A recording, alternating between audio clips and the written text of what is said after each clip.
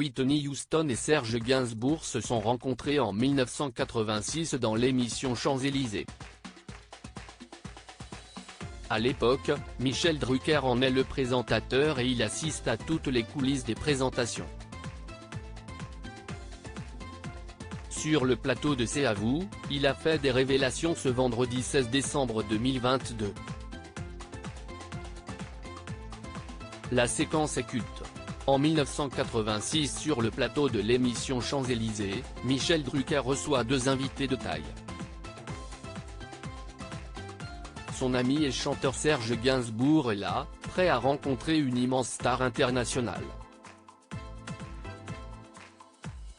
À l'époque, la jeune femme n'est pas encore très connue mais se prépare à une grande carrière de chanteuse. Whitney Houston arrive et rencontre le compagnon de Jane Birkin. L'interprète de la javanaise a, comme à son habitude, tenu des propos gênants qui ont immédiatement fait réagir sur le plateau. Michel Drucker installe Whitney Houston sur le canapé des invités à proximité de Serge Gainsbourg.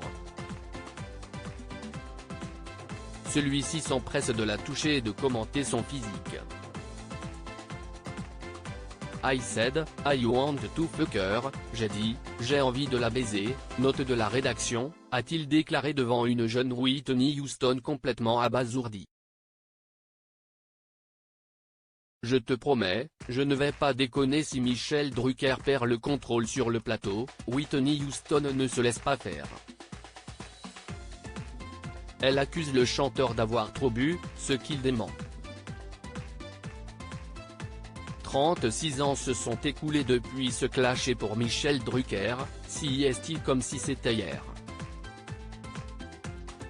Invité sur le plateau de C'est à vous vendredi 16 décembre 2022, il s'est confié sur les coulisses de cette rencontre. Serge, qui est un vieux copain depuis toujours, je lui avais dit, Serge tu déconnes pas, se remémore-t-il. Je te promets, je ne vais pas déconner, lui avait alors répondu le chanteur. Mais sur le plateau, il y a une phrase que Serge Gainsbourg va dire sans que personne ne l'entende. Michel Drucker a décidé de lever le voile sur ce moment tenu secret jusqu'à présent. Il me dit, vois, elle a un cul et tout ça. Il me dit, tu me la présentes. Cette séquence ne quittera jamais Michel Drucker, partout où il va dans le monde, on lui en parle encore et toujours.